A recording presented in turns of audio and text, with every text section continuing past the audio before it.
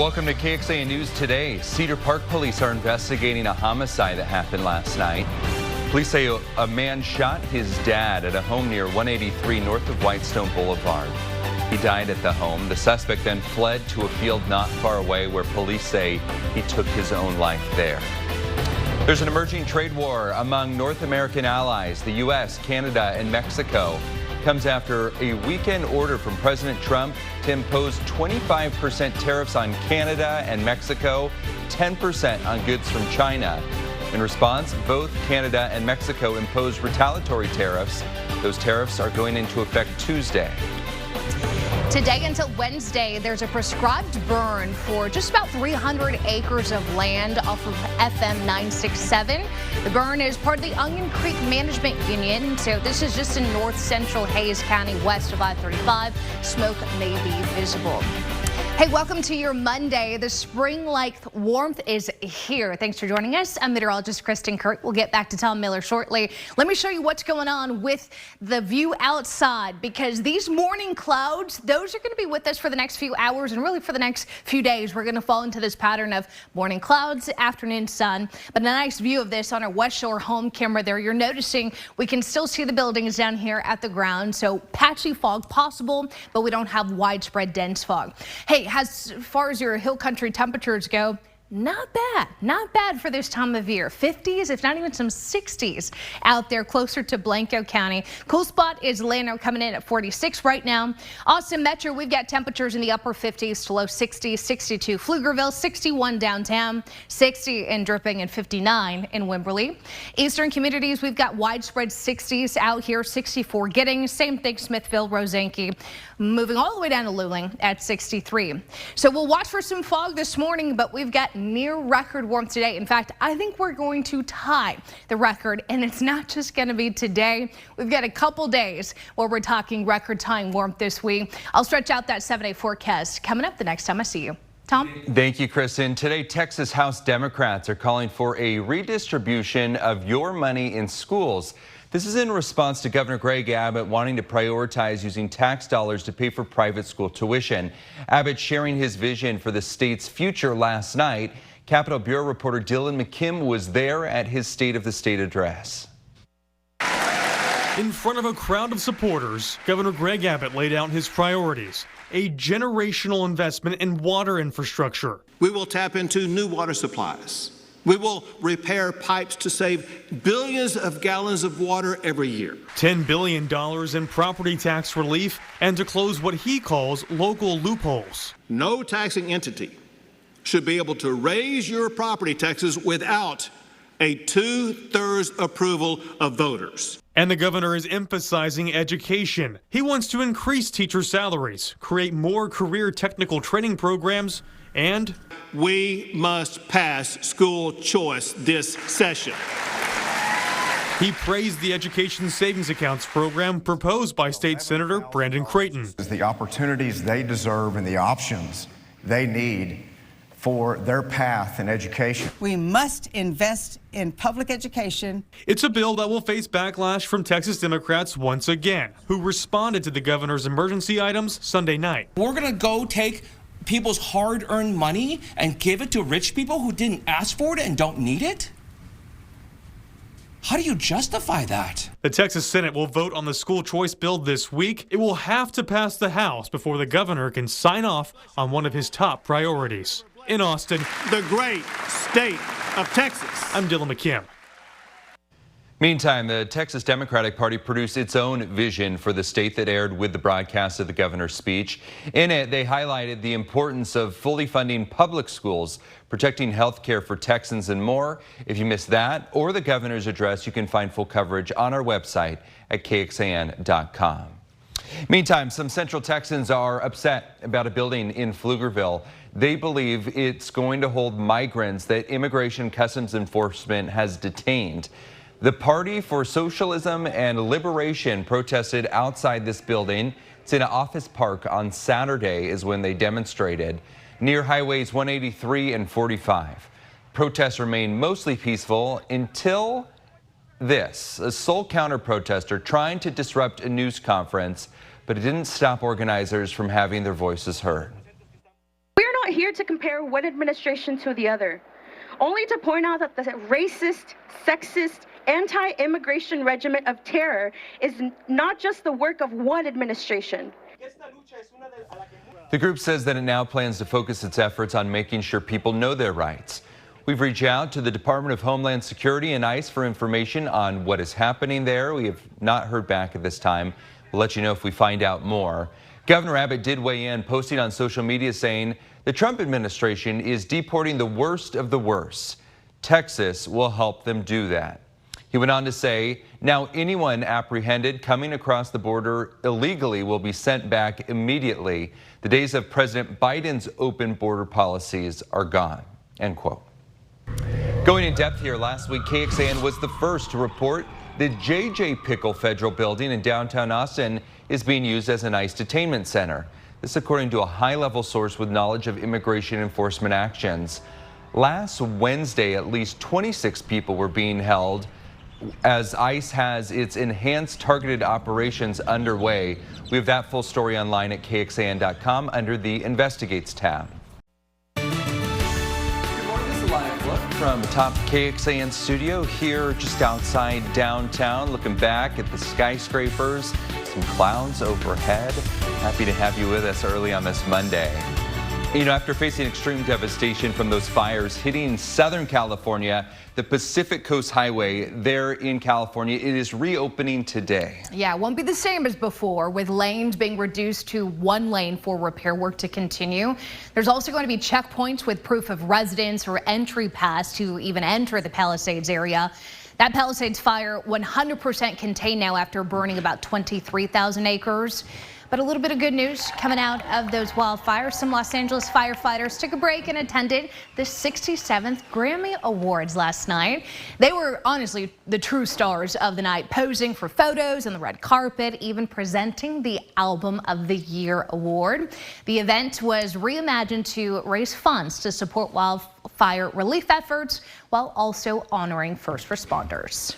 And speaking of the Grammys, Houston native and superstar Beyonce won Best Country Album and her first Album of the Year award.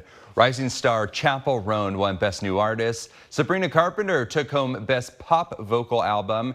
Rapper Doechii became the third female rapper to win Rap Album of the Year. And Kendrick Lamar won Record and Song of the Year, dedicating his music to LA. Live look outside this morning, still dark and early, but we are getting ready for our February day that's going to feel a lot more like an April day, if we're being honest, with the warm temperatures. We'll talk about that here in just a few minutes. In the meantime, everyone's favorite least qualified professional gave his opinion on the weather yesterday. Apparently, we're having 6 more weeks of winter this year. Punxsutawney Phil caught sight of his shadow emerging for the 139th year to share his prediction. Now, Phil has predicted a longer winter far more often than an early spring. The National Oceanic and Atmospheric Administration's National Center for Environmental Info, they said that they're ranking him 17 out of 19 for accuracy on their critters accuracy list. I'm surprised that list is that long. Of 19, that you're at the bottom when it comes to accuracy. That are just guessing that, at the weather. That I wonder where BK Bob. Right, and if he's on the list. If he's on the list, I sure hope so. Yeah. Yeah, I mean, longer winter, maybe for some, certainly not for Central Texas. And you know, if we are going to do a longer winter, it's nice to have like these gorgeous breaks. Exactly. In between. It was so nice yesterday. Incredible. Like, I mean, even like Friday, Saturday, Sunday, that little 3-day stretch, I hope you enjoyed it. If not, we do have more warm days on the way. Let me show you what's going on with our clouds and radar.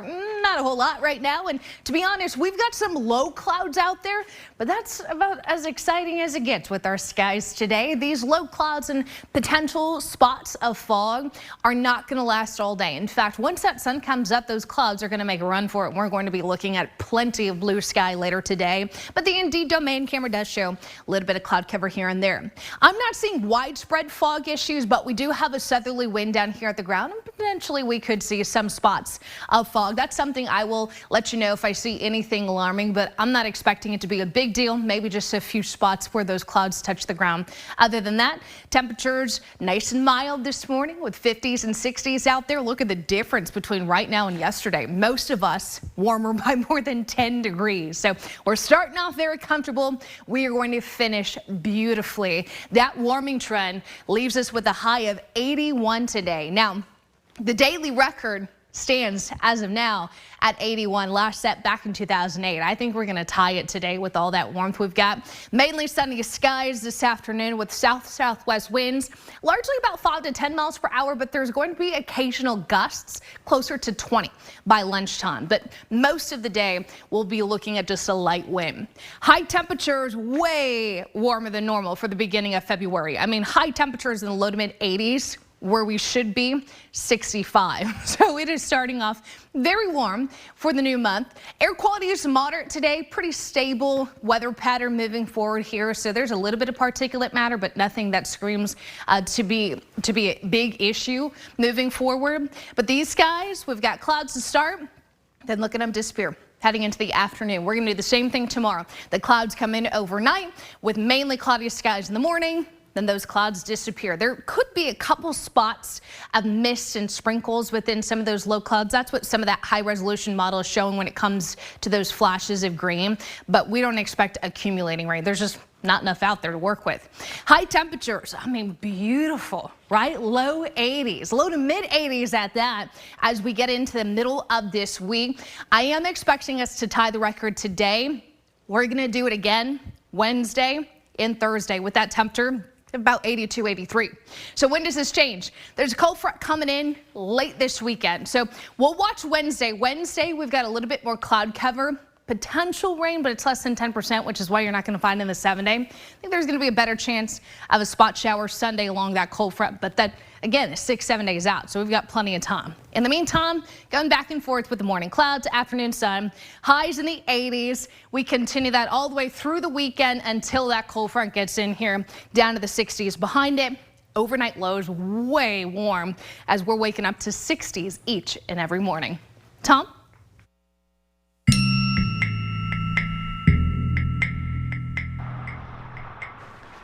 Last week, we revealed 60%, 60, of text tag users were not transferred to a new operator, the Harris County Toll Road Authority, and millions of dollars are still owed to many drivers.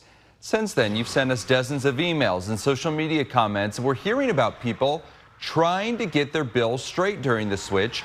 Plenty of praise for the new payment and customer service system. Matt Grant reports some state lawmakers are also taking note of our investigation, and this is the head of TxDOT defends how his agency has handled this process.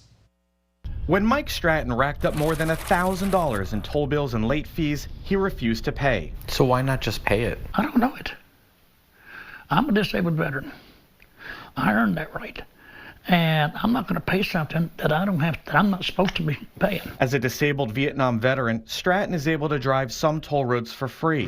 But a mix-up with another operator labeled him a habitual violator and turned over to collections. Then Stratton discovered another problem. TxTag said his account, like 1.4 million others, wouldn't be transferred to Hectra because it wasn't in good standing. Do you worry that there are more people like Mike Stratton out there?